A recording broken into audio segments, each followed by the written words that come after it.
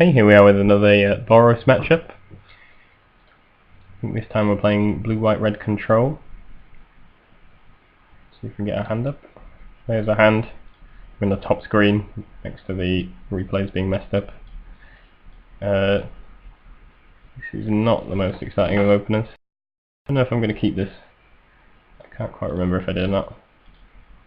It looks like I went with it. It's not the absolute worst. I actually managed to draw a goblin guy there, so that certainly helps out. I'm dealing a think twice off the top of my opponent. Attack again. Got a path on top.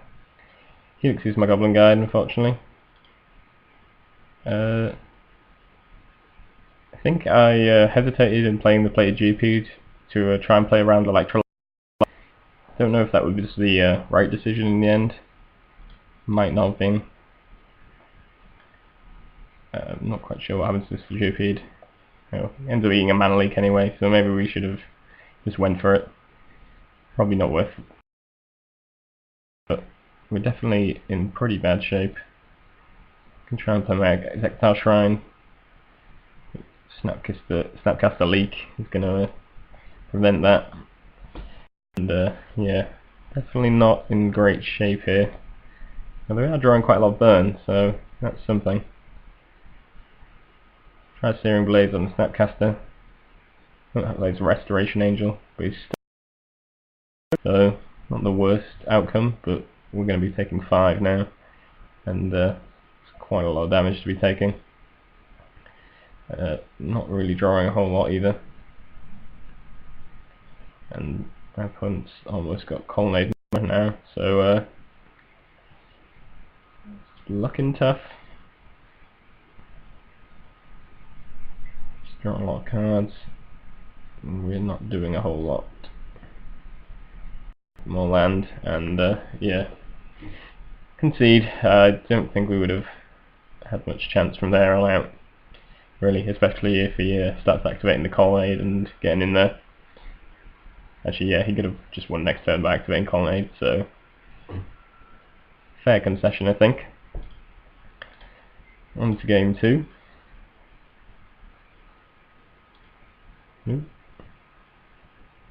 Quick mulligan decision, I'm afraid. So we'll keep the risky one-lander. Definitely not always the best play.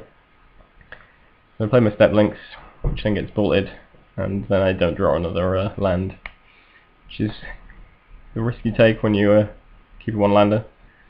Do draw another Step Links, which is at least something. That takes an Electrolyze, and things are definitely not looking the best. Gonna be able to drop a Thalia here though, which is nice. Unfortunately, that's going to be a Lightning Bolt. Do draw our 3rd land though, and now we can play Magus to the Moon, which is going to be a pretty big game for us, as our opponent seems to have used up his burn in the early turns, and hasn't got a lot of use for all. So we're pretty much in control here. Unfortunately, we can't play that Step Link, seeing as though we don't have a basic planes. I assume if we play the Flagstones, we can't actually use its ability, seeing as though these are supposed to just be basic lands. So they just cancel each other out, and so I didn't play that out. I'm pretty sure that's how that works. So yeah, he's carrying on attacking. He's not doing a whole lot. I could have played out the other Magus, I suppose, but Plasm or something of that nature. Might have been the better idea though, I'm not so sure. So we're now finding a little bit more action rather than just burn, and we can put out some Exectile Shrines, which will probably come in handy if we don't just win with a beatdown. Yeah, managed to put some counters on there. So knocking him down to 6.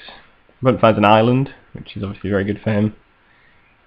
Using Electrolyze to kill our Magus. We're going to use Shard Vol. Gets all his blue mana back online. He uses a Helix to prevent himself from dying to the bolt. He's on 3, but he's in a pretty bad shape.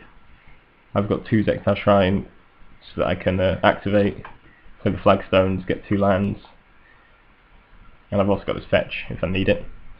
I've also got a Goblin Guide and another Magus of the Moon. Not quite sure how to play this. Fetch up some lands.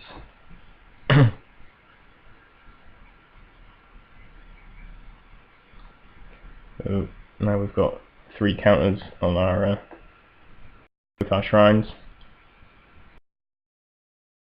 To try out the Magus, see if he has a response to the Magus. The main reason I want to play the Magus of the Moon is because if all his lands are mountains, I know that he can't really do anything.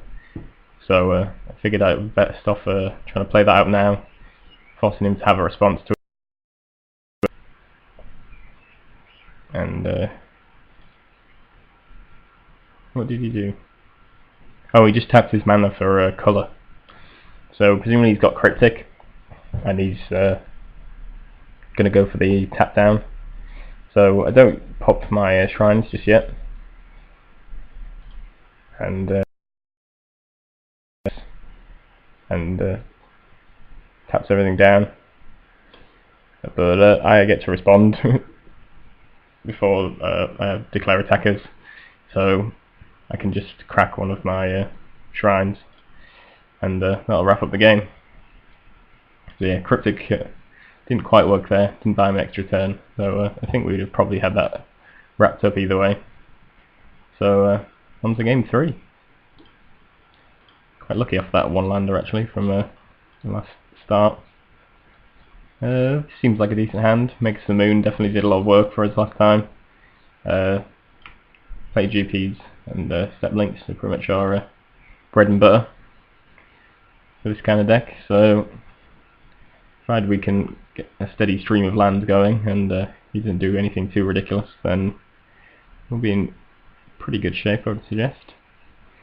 So he plays an Engineered Explosives for 1, which is a little bit annoying, means we can't play out our second step links.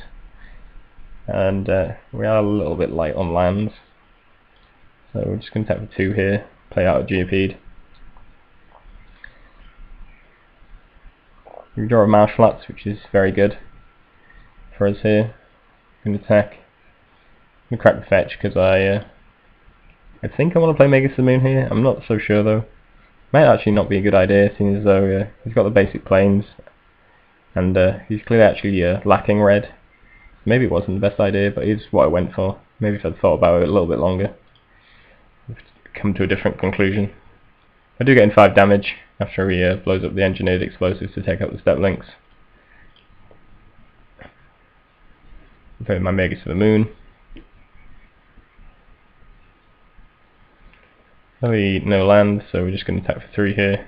Here's a Helix, which takes out the Magus. It's kind of annoying because he clearly didn't have any red source, so maybe it was the wrong decision to play the Magus, like I said.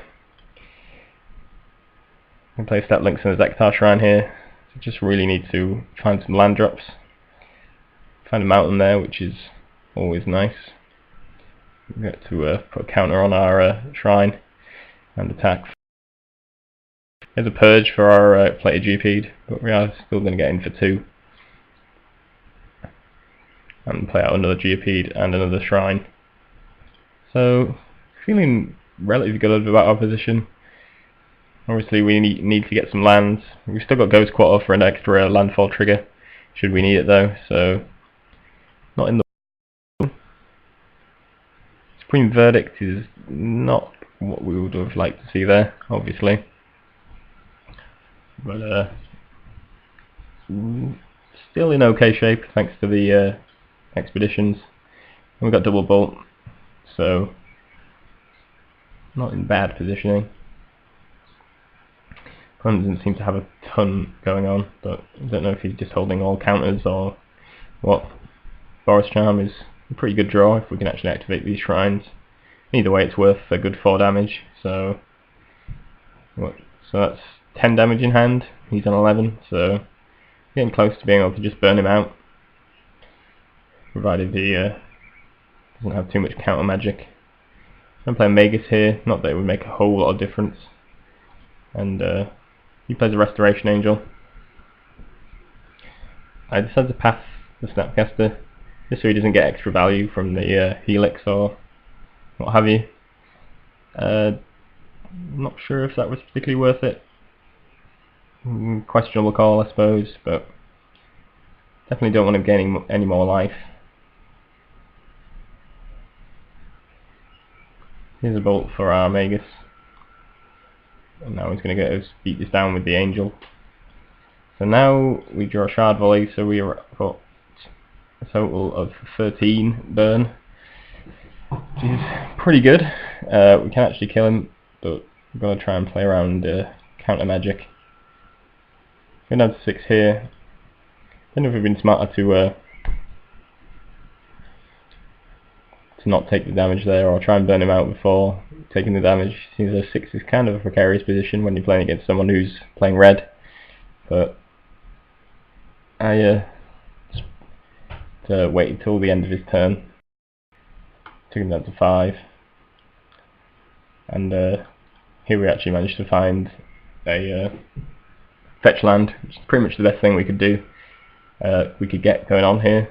Seems as though this is going to allow us to activate the Zektar Shrine, which he has to respond to, and then we've still got our burn here, which could finish him off potentially. So Ghost Quarter, find on the land, then we get to activate our Zektar Shrine token. So we attack, play Snapcaster, and the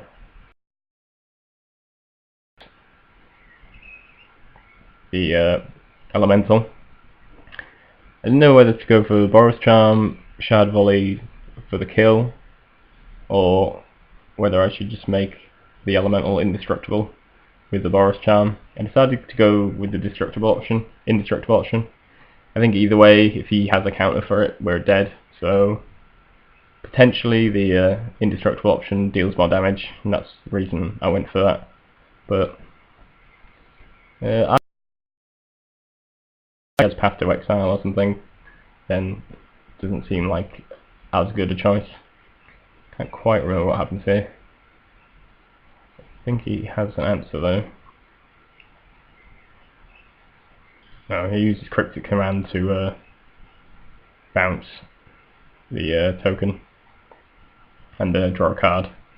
So had I used the Boros Charm to could have countered it anyway, I assume. So yeah, either way I don't think we quite had this one won. I'm not sure if I could have played it better, potentially. I suppose we did have the burn earlier and we're a bit hesitant about using it.